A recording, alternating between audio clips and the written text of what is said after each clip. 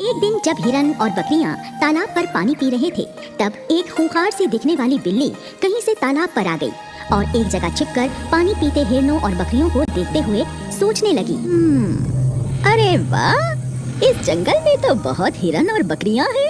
मुझे तुरंत जाकर ये खबर दुर्दांत को देनी चाहिए।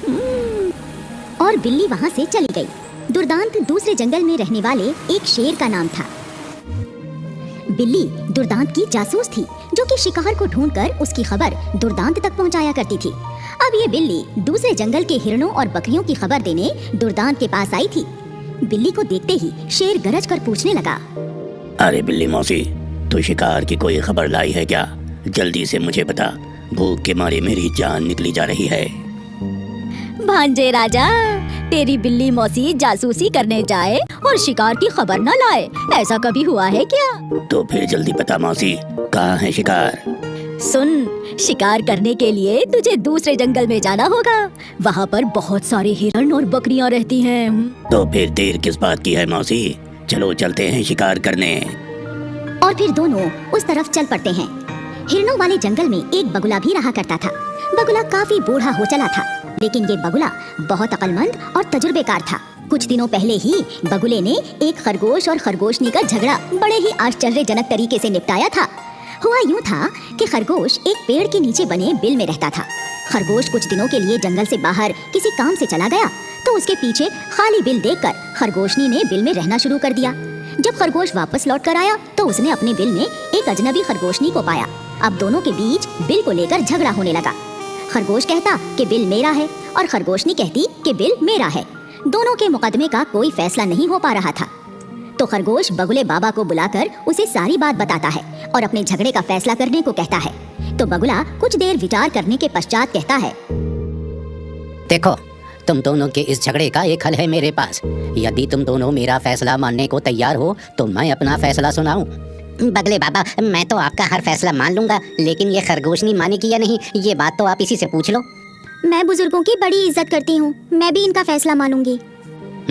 तो फिर ठीक है, हो गया फैसला। ऐसा करो, तुम दोनों आपस में शादी कर लो और दोनों मिलकर एक साथ अपने बिल में रहो। खरगोश और खरगोशनी बगुले का फैसला मानकर आपस में शादी कर लेते हैं और एक ही बिल में रहने लगते हैं। बगुला बाबा अपनी इसी अक्लमंदी और तजुर्बे के कारण पूरे जंगल का सम्मानित पात्र बना हुआ था। बिल्ली दुर्दांत शेर को लेकर हिरणों वाले जंगल में आ जाती है। इस समय तालाब पर कई बकरियां और हिरण पानी पी रहे थे। देखो मेरे भांजे, इस जंगल में कितने सारे शिकार हैं तुम्हारे लिए, और तुम्हारा मुकाबला करने के लिए इस जंगल में कोई शिकारी जानवर भी तो नहीं है।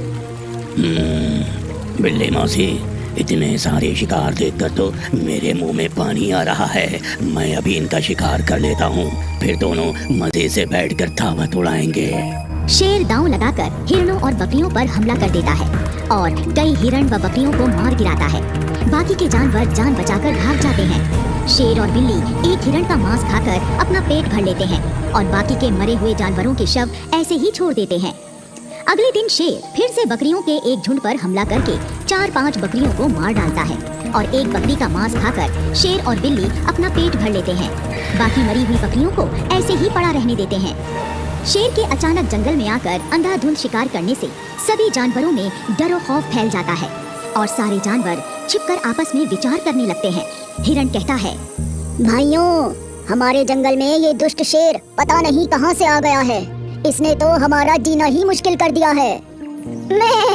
ये कमीना शेर बहुत सनकी है, खाता एक जानवर का मांस है और मारता कई जानवरों को है। भाइयों, अगर ये सनकी शेर इसी तरह अंधाधुंध हम जानवरों का शिकार करता रहा तो कुछ ही दिनों में हम सब भी शेर के हाथों मारे जाएंगे। भाई, इस मुसीबत से पीछा छुड़ाने का उपाय बगले बाबा के सिवा हमें कोई और नहीं बता सकता। तभी वहाँ पर बगुला भी आ जाता है और कहता है, मेरे बच्चों, मुसीबत के समय धैर्य और बुद्धि का साथ नहीं छोड़ना चाहिए। तुम लोग चिंता मत करो, यदि हमारे जंगल में ये सनकी शेर आया है तो हम उसे भगाने का भी कोई उपाय ढूंढ ही लेंगे। और फिर वो कुछ तरकीब सोचने लगता है और बोलता है, बच्चों, मेरे दिमाग में एक ही बात आई है। अगर हमें अपनी जान बचानी है तो शेर को मारना होगा। अरे भैया, शेर को कौन मार सकता है? वो तो बहुत शक्तिशाली है बाबा। अरे कुछ दिनों पहले हमारे जंगल से कुछ शिकारी गुजरे थे।